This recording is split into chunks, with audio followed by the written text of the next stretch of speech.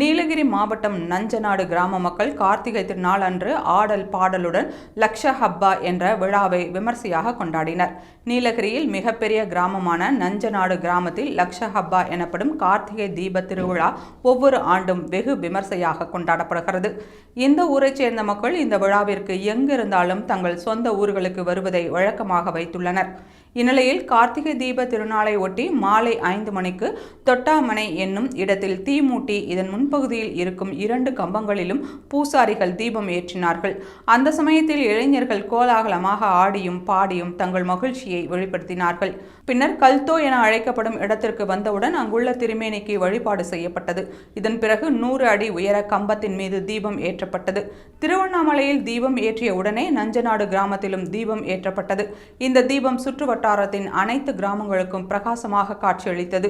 இந்த விழா குறித்து ஊர் தலைவர் மணி கூறுகையில், நீலகிரியின் மிகப்பெரிய கிராமமாக நஞ்சநாடு கிராமம் இருக்கிறது.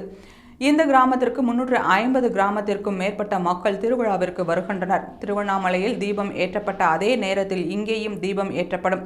ஆடல் பாடல் என சிறப்பாக திருவிழா நடந்தது என்று மகிழ்ச்சியுடன் கூறினார்.